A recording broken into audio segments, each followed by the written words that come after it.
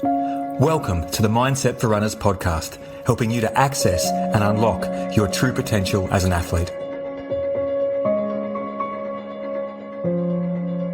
Hey, it's Rob. Welcome to this episode of the podcast. I've got a cracker for you today, something that was born out of a run that I did last week.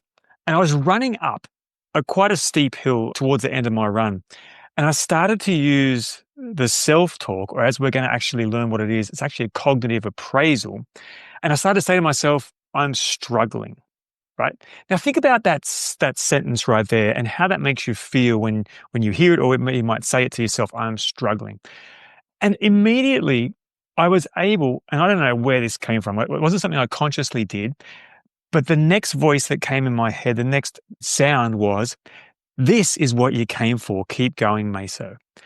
And immediately I felt better. I came back into the moment and I just focused on putting the left foot, right foot, left foot, right foot, and I counted my way up that hill.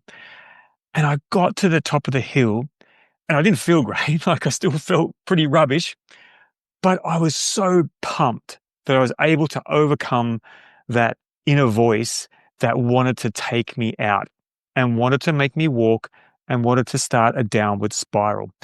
And I thought, how can I share this in a positive way with all of you, and also get some science behind this to find out what exactly went on in that moment and how can we leverage that in your running and I guess in your life as well.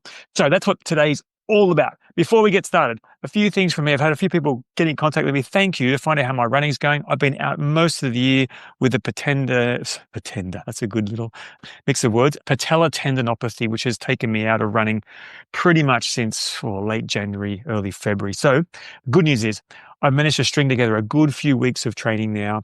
I'm running every other day and in the gym doing the work, and it's going fantastically. I really want to do a race before the end of the year. I haven't quite decided exactly what that race will be. So I'm just taking it week by week at the moment.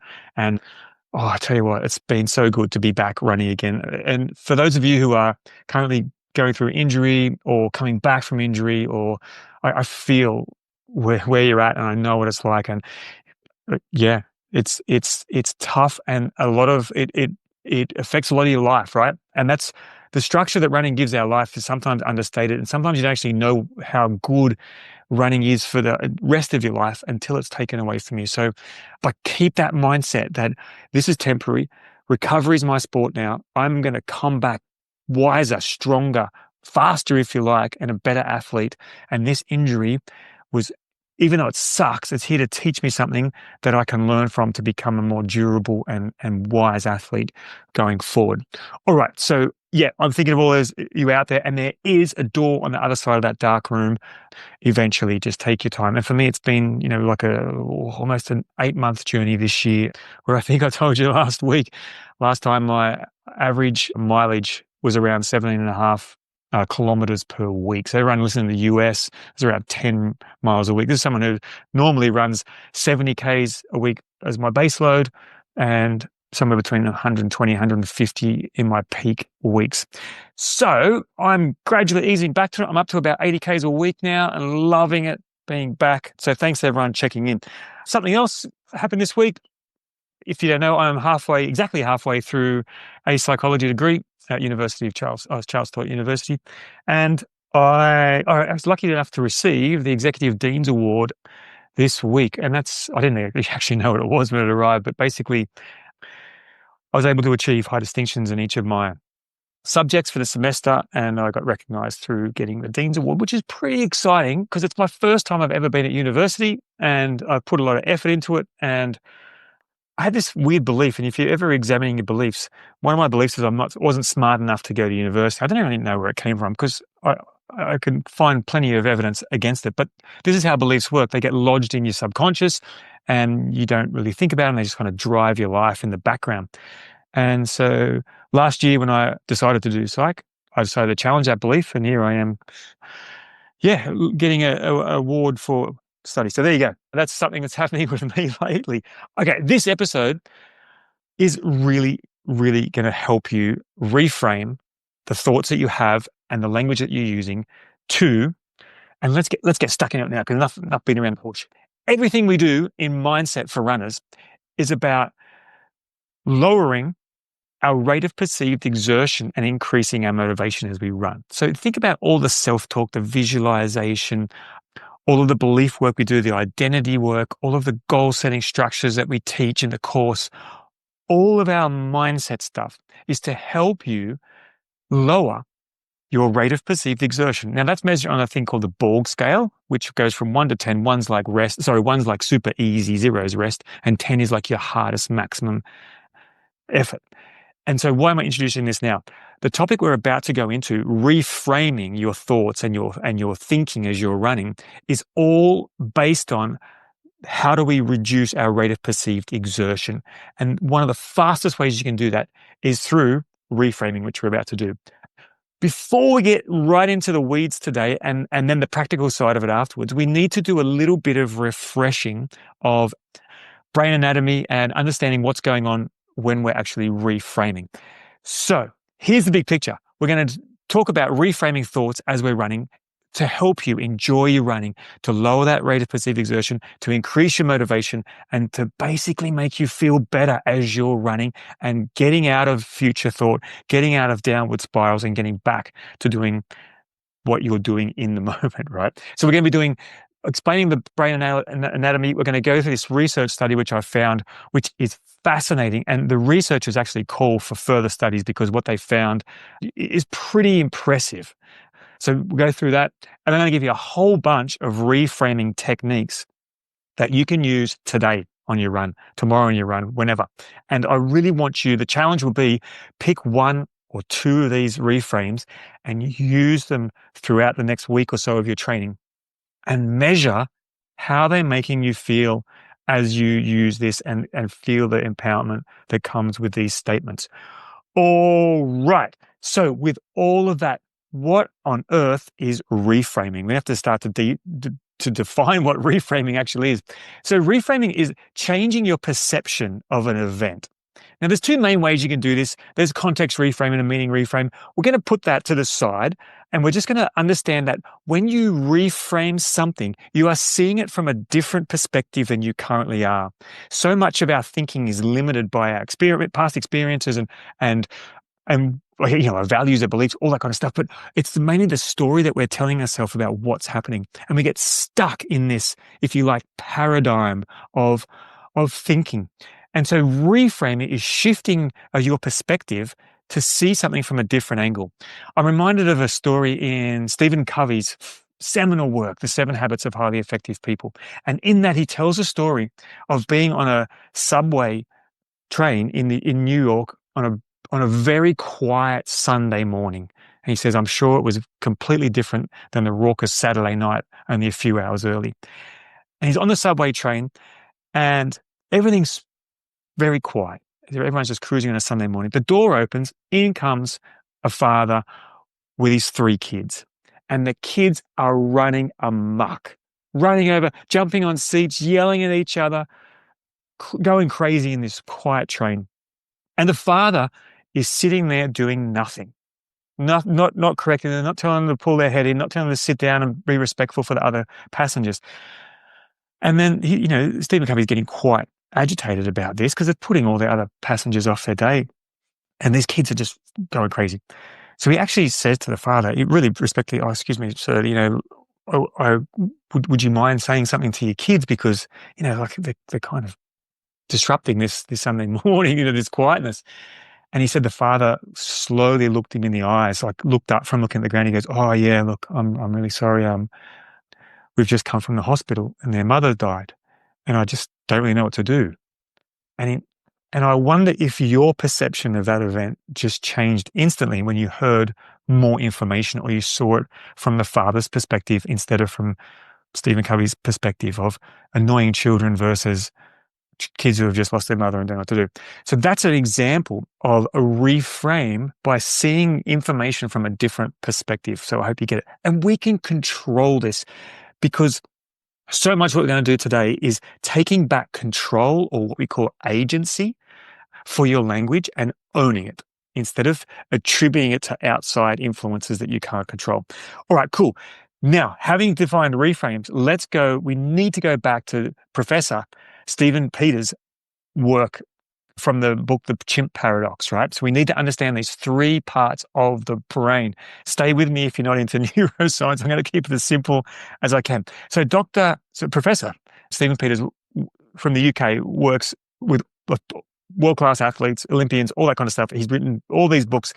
I'm going to simplify, forgive me, Dr. Peters, his model down into the three areas of the brain we need to know about to understand reframing. So they are the chimp, the human, and the computer.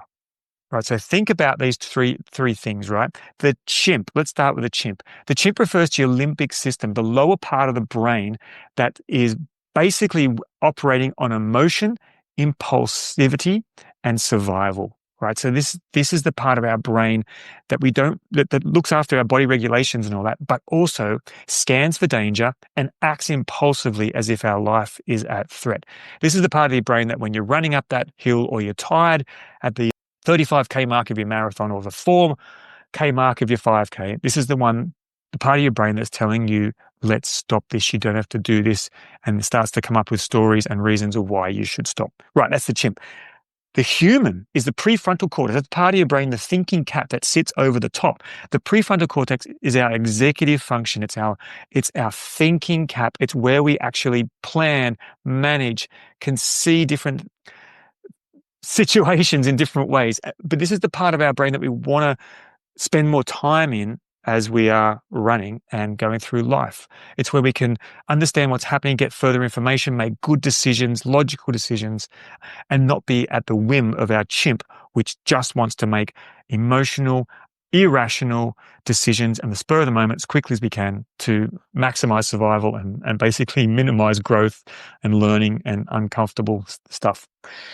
The computer, this is a separate part of our brain, and both the chimp and the human have access to the computer. The computer runs all of your habits, the functions. So you don't have to think about how to run every time you go running, right? The computer has learned how to run, and it helps you run because it knows the pattern of running, right? So it's all your habits. It's all of your memories are stored in your computer, and your chimp and your human can, for example, go and get a memory out of the computer and use it to reinforce their case.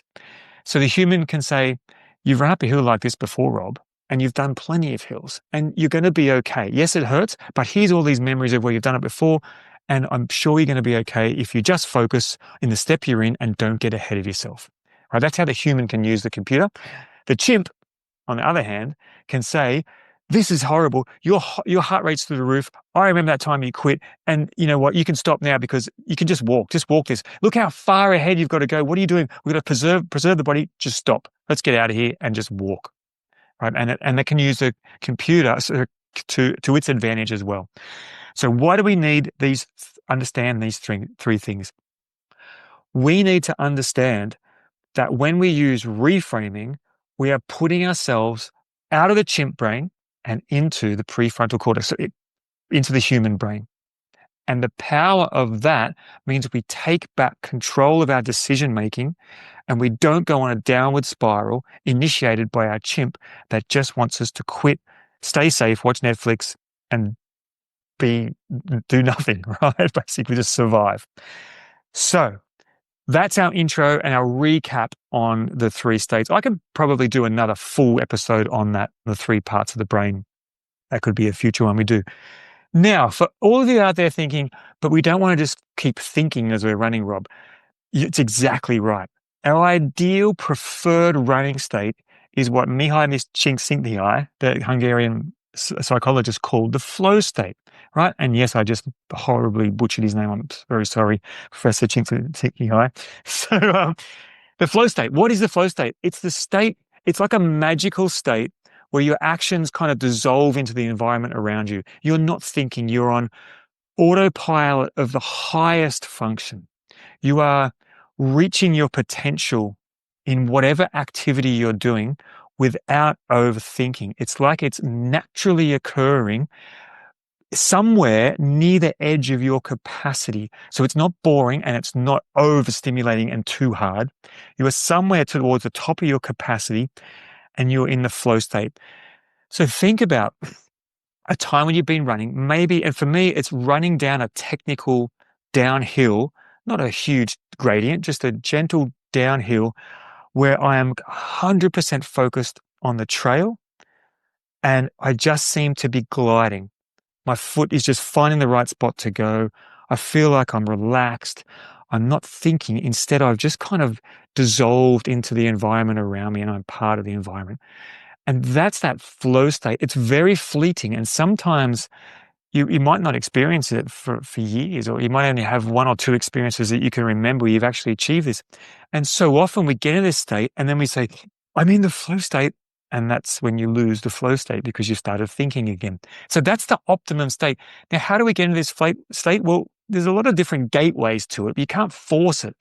So the top psychs say flow follows focus. And the focus is when we're focusing on the task that we are doing and not getting into our head thinking about what's happening in the future or how far I've got to go, what the next checkpoint is, what nutrition do I need, what pace do I need. It's none of that.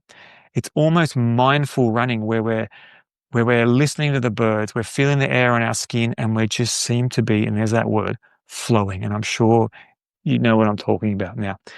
So if we look at it as a hierarchy, we really want to be in that flow state as often as we can. But then the next state down we want to be in is in our prefrontal cortex, where we are actually controlling our thought. The lower, the state we don't want to be in is the chimp brain, that emotional brain. Yes, you can use your chimp sometimes. For example, if someone passes you right at the end of the race and you want to, use your emotion to say, there's no way that person's beating me, and you go for it, right? That's your chimp getting a little bit of revenge on someone who's just taken over them. But normally this chimp is that emotional, reactive part of you, and we want to avoid giving that chimp any control. Right. So I've got a whole bunch of notes here, so I'm flicking through them as I go. So with that, yes, we want to stay out of our prefrontal. Sorry, yes, we want to stay into flow state and out of our thinking state as much as we can. But these are states we're hopefully going to bounce between and stay out of our chimp. You will go into your chimp when you're running. And the more times you can get yourself out of that through problem-focused coping strategies and through emotional focused coping strategies, which we'll cover in other podcasts, we can stay out of our chimp and stop ourselves, letting ourselves off the hook to maximize our potential. Right. Let's get into this study. This study that I found, which indicates the interaction between reframing, which we're going to go into, and parts of our brain, is called Cognitive Reappraisal Reduces Perceived Exertion During Endurance Exercise. 2018, published in publication Motivation and Emotion. Lead author Giles et al. Right. Let's go into the study. So what they did, they took 24 endurance runners at a university and they stuck them on a treadmill for 90 minutes at 75% to 85% of their maximum heart rate. So that was kind of an effort. They did this 3 times with the whole group. There was no control group and a test group in this one. There was the same group doing it 3 different times. How did they control it? The first time, they got no instruction. Here's your treadmill, 90 minutes, go run. At 75 to 85%, they had a heart rate monitor on them and this functional brain imaging device, which basically measured where the blood was flowing around their head. So the first 90-minute treadmill session, they just measured their heart rate and the distance that they ran. The next week, the same group of 24 came back and they gave them reappraisal strategies, which is reframing.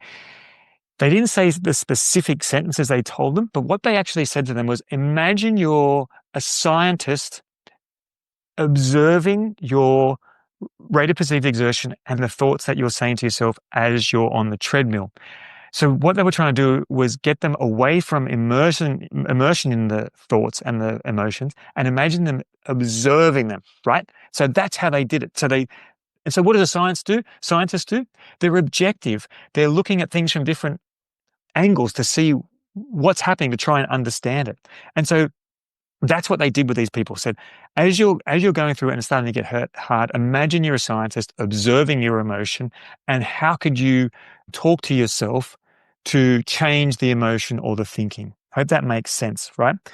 The third time they did it, they gave them a distraction strategy, and it was really weird. They said to them, can you imagine you're in an office supplies shop as you're running, and you're just looking at the different types of, forgive me if you hear my dog barking, dog's inside today. you can hear different office supplies, pens, papers, calendars, desks, all that kind of stuff. Or they said to them, imagine you're walking around the college campus and you can see the different buildings. So recap, first one, just run on the treadmill, 90 minutes, 75, 85%. Second one was the intervention strategy. Imagine you're a scientist observing yourself and just reappraising what you're feeling and what you're thinking. And the third one was dissociation. Imagine you're in the office supply shop or on campus. Okay, that's the study, how they did it. Now, what did they find? This is the fascinating thing. The heart rate did not change across the 3 different workouts. The distance did not change across the 3 workouts at all. What changed was the parts of the brain that were getting the blood flow. Now, in the first non-control one, all of the blood flow to the brain, the majority of the blood flow to the brain was going to the chimp. In the second one, the blood flow was incredibly increased to the prefrontal cortex, the human brain. And the third one, there was no real observation of where the actual blood went. So it was just a neutral, like normal blood flow around the brain. But they could observe in that first one, it was concentrated in the lower part of the brainstem, the limbic system, the chimp brain. But reappraising the thoughts as a scientist took the blood flow to the prefrontal cortex. Going back to Dr. Steven Peters' model, they were able to scientifically measure how reframing can take you out of your chimp brain and into your human brain. And that's why the researchers called for further investigation into this using, more sophisticated imaging, brain scanning. Wow. Maybe you're like, oh, that's fantastic, Rob. I don't care. Just give me some reframes. Let's move on. But I just really want to pause and say the importance of being able to measure that mindset stuff that we teach on this podcast, in our course and community. It's not just fluff. It's actually changing something in your brain. And that's why when I'm running up a hill and I tell myself I'm struggling, my blood flows in the chimp brain. And when I say to myself, this is what you came for, keep going, Mesa, it shifts it to a different part of my brain that says, I'm training for this higher purpose. I'm here to hurt. I'm here to push my edge. I'm not here to quit when it gets hard. That's what the chimp does. And so when we change the way we think, we change the area of the brain that lights up with blood flow and electrical activity. All right, cool. So let's get into the reframes you can use. I've got a whole bunch of reframes. So what I want you to do is listen to them as I'm saying them, try them on. Is that something that you can hear yourself saying to yourself or something that's not really for you? So try and pick 1 or 2 or 3 that stand out and capture them and use them on your next run. And if you're running now, even more perfect, you'll be able to try them as you go. So yeah, it's kind of like a mental first aid kit, if you like. The thought comes and then you can deploy a reframe straight away. Let's get stuck into it. One of the key ones, you might actually see this or hear this in sports psychs, and sometimes influencers use this. I've seen one use it on Instagram lately, which kind of made me laugh. The reframe is, instead of I have to do something, it's I get to do something. Now, this is a very powerful reframe. And why does it work? Well, in linguistics, there's a bunch of what's called modal operators in a sentence. And modal operators of necessity are a specific bunch of those operators. So modal operators of necessities are have to, need to, must, should, got to, ought to. These pressure words that imply we don't have a choice, that's outside of our control. So I have to go for my long run this Sunday. I'm dreading it, right? That implies coach or program or somebody has told you Sunday morning you're going to have to do your there's my language, has to do long run. And for you, it's like, I have to do this or I've got to do this. So I can't go out Saturday night and I blah, blah, blah, blah, blah, right? So the way you're perceiving the event is I have to do something maybe that I don't want to do, right? So the reframe is I get to do a long run on Sunday. Now try this on with I have to go to work. I get to go to work. I have to look after my family. I get to look after my family. I am pretty sure if you actually tried it on, you'll instantly feel a shift, just like Stephen Covey felt on that subway, whereas some people don't get to go for a long run on a Sunday, but I do. right? How lucky am I, right? And it implies that you're choosing it instead of something being forced on you. The next one I'm going to share with you is I can't. Again, I can't implies a modal operator of impossibility, implies that it's something you can't do. It's out of my control. Let's take the control back of our language and say, and here we go, this one could hurt, I won't, right? So I can't run up that hill. Well, what you're actually saying, if you want to try this on, again, it might not be for you, it might be a bit confronting, I won't run up this hill. As soon as you say I won't, it's implied that you have a choice, right? I can't eat healthy food, right? I won't eat healthy food. I can't, you insert it. Yeah, try your own one here. Why are we doing it? It's empowering yourself to take back control of your language and take that agency for the choices you're making. Oh, okay. So I'm going to get into a whole bunch of statements that you can use as you're running, and let's get straight into it. No more talking. All right. I must hit this pace today, right? Must. So here the modal operator of necessity, must. It implies pressure. It implies no choice, has to be done. We're going to reframe that to I'm practicing my pace today. Today is practice. I'm learning pace, right? And if you look at that from a scientist perspective, it's really unlikely you're going to be able to hold the exact pace. Let's say you've been told to run at, let's say 4-minute 30 kilometers for the kilometer, or 5-minute 30 for the kilometer. It's like the old analogy that the airplane's only ever on course for a small percentage of the time because the autopilot's always adjusting the course. Same as you with your pacing. And so we can sometimes get so caught up on our pacing that we're looking at a watch so often and we feel that pressure. And so if we can reframe and take back to I'm practicing my pacing today, let's say coach has given you a 4-minute 30 target for your kilometer repeats, then you're saying I'm practicing it. And that implies you don't have to be perfect. You're looking to learn more about your pacing. And when you finish your workout and look back over it, you either have gone too fast, nailed it, or gone too slow. And all of those things are feedback for next time. So that's the way that this reframe works. Instead of I must, it's like I'm learning today. I'm practicing today. All right, let's keep on going with the reframes. I should be faster. I love this one. I've heard this a lot. I should be faster. I'm doing all the stuff, but I'm not fast enough yet, right? So you can add a yet onto any sentence to change the pressure off it. Right? And what I mean by that is I'm not good enough yet. I'm not fast enough yet, right? I hope that makes sense. So instead of I should be faster, think about I'm building consistency and progress, right? Speed will take time and it's something I'm going to work at for a long time. I'm stacking the bricks in the wall. I'm stacking these good days, day after day. So again, what we're doing, taking the pressure off the performance and putting it onto the process. I can't fit training in, right? So I can't. There's another one of those impossibility modal operators. So we're going to go to I choose. I choose what I prioritize in my life. And this week I choose this workout because it's important, right?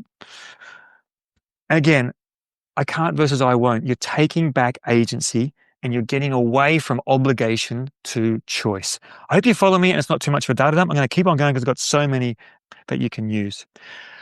Right. When we go to fatigue and discomfort reframes, let's take the first one. I'm exhausted, right? So that's a very definitive statement, right? If you look at it, it's something we might say to ourselves without thinking what we're actually saying is exhausted is a statement that means I've got nothing left. Like I'm done ski, right?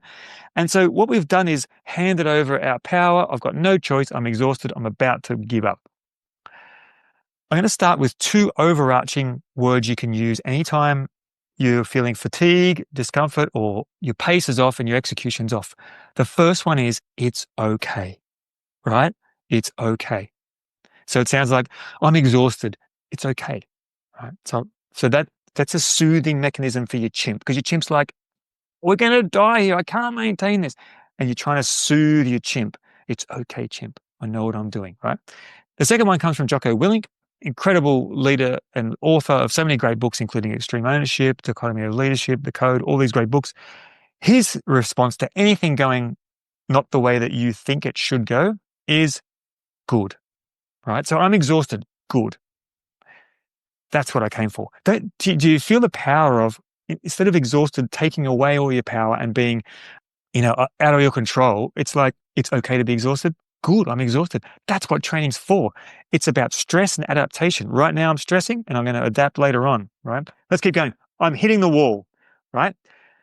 So hitting the wall, again, think about that statement. It's like, bang, I've hit a wall, and I'm assuming the wall is a brick wall or something hard that you can't run through.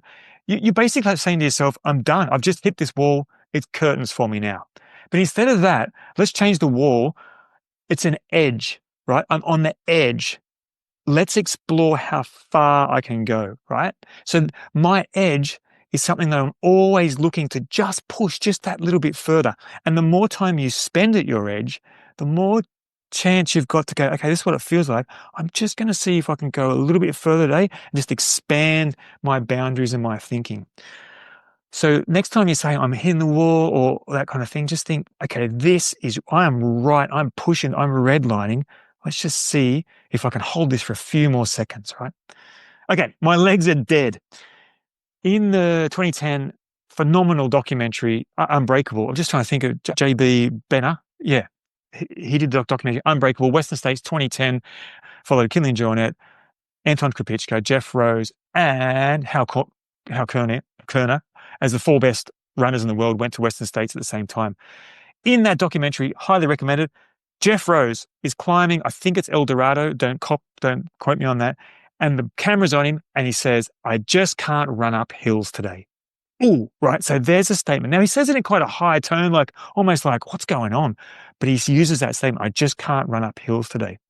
I think he was in 3rd place, 4th place at the time, and later on, we hear him reframe that in a different statement. And the statement that he uses in that movie is, I'm stabilizing. Boom. Take that one in your next run, right? So instead of saying, I can't run up hills, my leg's dead, I'm hitting the wall, Jeff reframed that to, I'm stabilizing, right? Now, what does that mean? Well, I'm not getting any worse here. So basically, I've hit the bottom. There's only one way from here. And the rest is history. He went on to win that and break the record in 2010. So could he have gone a downward spiral? Yeah, absolutely. I can't run up hills today. Pull out the next aid station. I'm a pro athlete. I'm going to go to the next race and have a story that legs are dead, wasn't my race. Instead, he turned it around. I'm stabilizing. Let's keep on going. All right, cool. Let's move on to some pacing stuff. I've gone out too hard, right? I've blown up. How many times have you said that? So when you hear that or feel that, let's just go to take back control. It's okay. I've gone out too hard. Good. I've gone out too hard. Now I'm going to adjust and finish strong. The new plan is to settle in this pace for 5 minutes, 10 minutes, and then reassess, right? You just took back. You went from chimp brain to human brain. Okay, I'm losing time. Ouch, this one's hard. Say you're doing like a timed race, or you're looking to hit a goal at a certain marathon time, or you're doing 24-hour time, 12-hour track, 6-hour track, and you're slipping behind those splits, right? And then you say something horrible to yourself like, I'm losing time. And so how do we reframe I'm losing time? What you're doing is you're comparing where you are to a benchmark of where you say you should be, or the pacing plan says you should be. And then you're getting into the future and saying, if I'm behind here, I'm going to drop further behind. And the story goes on and on and on. So what we need to do is get you out of the future, back into the step, and reassess your pacing and what you're doing. And there's a few ways you can do this, but you can say something like, I'm just going to run this step, this lap, and reassess, or I'm going to put the steady miles in the bank now, and then later on, I'll reassess. This can also be, just to throw this at you, this could also be a fueling thing. Maybe you need something to eat, or maybe you need to change something that you're doing. For example, your hat, your shirt, something like that can always do something. But to just think about, how do you grab onto that statement, see it from a different perspective, and put something empowering in there. All right, let's go to some identity stuff or self-talk. Okay, so I can't do this. You can just deploy that, I won't do this. You can say, I can't do this yet. I can't do this right now, but let me try the next step. And if it's, I can't, I'm hitting the wall, I'm done, those kinds of things, again, you can go to, it doesn't mean I'm going to stop now. I'm going to just focus on the next 5 minutes. I'm just going to run smooth. I'm going to breathe. I'm going to forget about all of the goals, all of the things that I've got set up, my pacing, my structure, all the things that I've said I should do. And I'm just going to run for the next 5 minutes. Okay, there's a little reframe there. Oh, this one here. This is a big one that I've shared in the podcast before that really helped me. I'm not a fast runner. Now, I'm not sure if you remember what I reframed that to, but it was I love running fast. Let's have a look at the power in this. Shout out to Pete Shaw from scaryandexciting.com, who teaches NLP, taught me NLP, neuro-linguistic programming. If you want to learn more about these reframes, they come from a skill set called neuro-linguistic programming. Pete Shaw is the best instructor. Go check him out, scaryandexciting.com. I'm not fast. Let's look at that statement. So according to who, compared to who, what's your definition of fast, right? But it has that internal feeling, hires my rate of perceived exertion.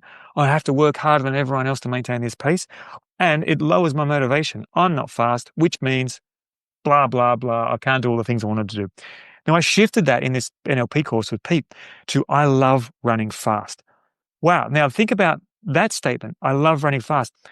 It was taking back my power and fast for me, not fast compared to this person or this pace or that course record. It was back to enjoying the feeling of going fast. Now that reframe changed so many things for me, including I started to run PBs, PRs, whatever you want to call them, at all distances in the following weeks and months after that. Because I would just run saying, I love this. I love running fast. And compare that to, I'm not as fast as, or I'm not fast. Oh, there's one here, I'm weak, right? So I don't know if anyone actually says this to themselves, but maybe you do. So that's why I put it in, I'm weak. So instead of I'm weak, say I'm learning where my limit is, or I'm curious about where my limit is. This comes from the work of Jerry Colonna, who wrote a great book called Reboot, and he's got a podcast also by the same name. But he's really looking to ask good questions into where your limits are and where your identity story is. And so if you're saying something like I'm weak, and you reframe it to I'm just exploring what I'm capable of, or I'm exploring my limits, then once again you've taken back control, and you're like, I want to be stronger, and so I'm exploring where my limit is, so I can once again push that edge a bit further. All right, hope you're still with me. I'm going through a few ones here. Let's look at performance, maybe a bit of pressure and fear. I'm nervous about racing.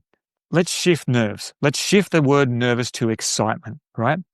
So instead of I'm nervous about racing, I'm excited to test my training. Think about that. You've moved the focus of your mind off nerves racing to excited testing my training, right? And also you can also use this is a test, not a verdict. Ouch, right? So when you're using appraisal, or when you're using performance evaluation, and you're going, I'm going to this race to do this, win, podium, PR, certain time, right? It's all like verdict and outcome based. If it's causing you too much pre-race anxiety, too high level of arousal, you've got a certain level of arousal that you want to be. When I mean arousal, I mean your state, your emotional state that you want to race in, your ideal competitive mindset. If it's taking you too far off that scale, then you can dial it back by saying, I've done all this training. I'm here to test my training, see what I'm capable of, and get some feedback for the future. Yeah. All right, next one. What if I fail? Again, fail. So again, it's like you're being measured up against this invisible thing that you've decided, or this number that you've decided. And again, we're reframing failure into learning. So what if I learn something that makes me stronger for next time? Failure is feedback. Probably doesn't sit with a lot of people, but if you don't have a shot at that race, then you're stopping yourself from having the opportunity for learning. Or if you don't, like if what I mean by if you don't have a shot at the race, if you play it safe, or if you don't even do the race, then you're robbing yourself of the opportunity for growth. All right, stay with me, still going. I'll never get another PB, right? Let's shift that to I'm finding opportunities to get faster, right? Every run is data for my next PB. So instead of trying to tell yourself that you're not getting faster, you're becoming a more wiser runner to say, you know what, maybe I'm holding back a little bit too much at the start. And that's where I'm losing time. And you're starting to appraise your running from that scientist perspective and saying, every run is data. Every run is feedback. So I can PB again in the future in a different way than I thought I had to. Yeah. All right, cool. There's a couple more. I'm going to leave those ones out. Let's go to some really quick ones you can do. So you're on the run, a thought comes up, let's reframe it. I'm struggling to I'm growing. I'm battling to I'm getting fitter. Now, this is really important. I'm just going to pause here. When you're telling yourself that you're hurting or you've gone too fast or you're struggling or you're battling, all these kind of things, the reframe is, this is what I'm here for. I'm here to get fitter. Right now I'm getting fitter. This is what it feels like. It sucks. Tonight when I sleep, tomorrow I'm adapting, and then I'm going to be fitter on the back of it, right? You've got to build the belief that I have this image that your training is a brick wall, and every session is just another brick in the wall. And that's all it is. And that leads me to think it's not just the session, it's the consistency of these sessions. And so if I'm battling in one session or it doesn't go the way that I want, it's still a brick in the wall, and I'm going to live to fight another day. Next one. There's so far to go, right? So you're out there, you're starting to feel a pinch a little bit, and you're thinking, oh, gee, I've still got a long way to go. We've got to take the mind out of the future. One step at a time. Start to count. I'm just going to run this minute. I'm just going to run this step. Just going to run this lap. I'm just going to run to that lamppost. I'm just going to run to that fence line. I'm just going to run to that where the road ends, right? And break it down. The chimp wants to perceive danger.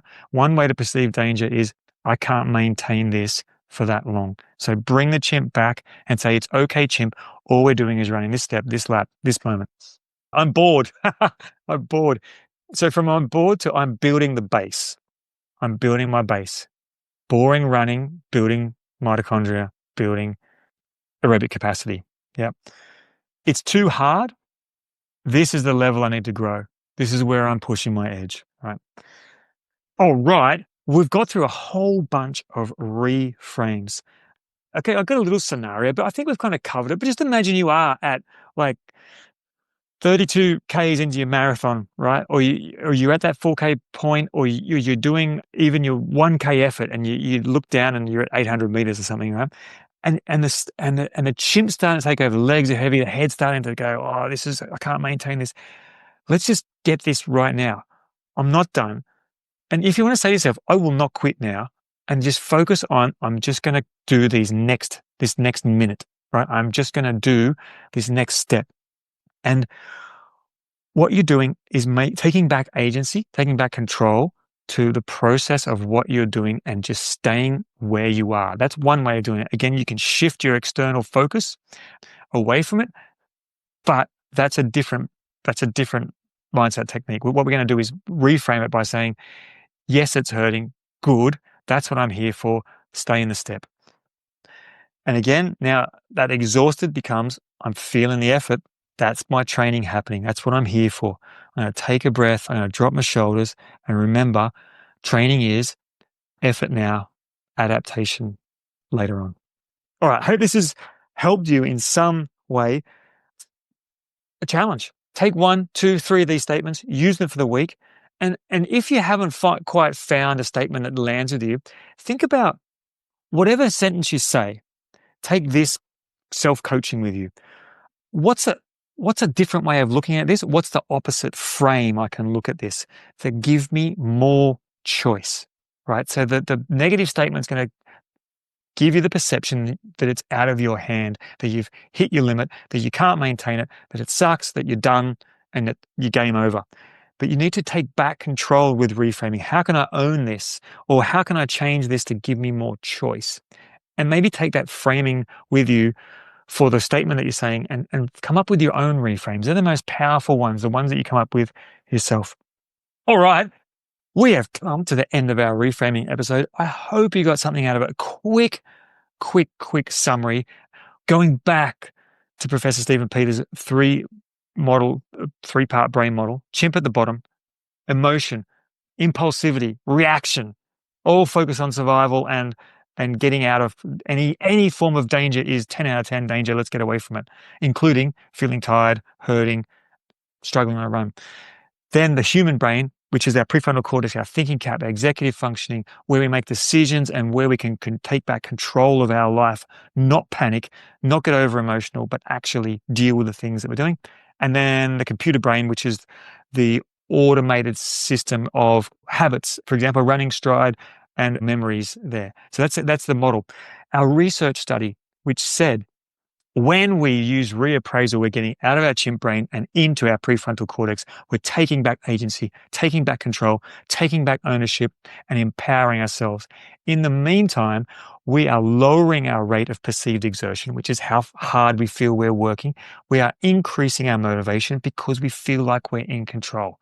Going back to those states, flow state is the optimum level we're going for. No thinking. Sri Chinmoy, the incredible spiritual teacher, author, poet, musician, and incredible teacher, one of his mantras was no mind, no mind, no mind, no mind. And so this is mindset for runners, but ultimately what we're looking for is ways to take our minds offline so that we can run in that flow state, that connected state in our body. We use our mindset when things to control that and to take back control and take back agency.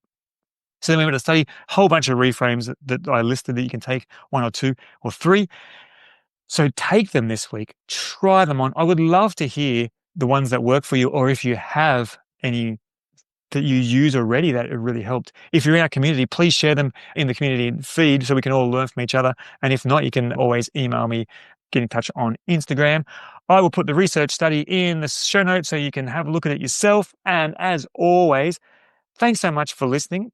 Or if you're watching on YouTube, we're on YouTube now. Special mention to all our new listeners in the US. Welcome. So wonderful to have you. There's a huge back catalogue of episodes. You can go back through and get a whole bunch of stuff to help you with the running. Till next time, have a great run. Enjoy reframing and think about how you can take back control of those statements to enjoy your running more and increase your performance. Till next time, see you then.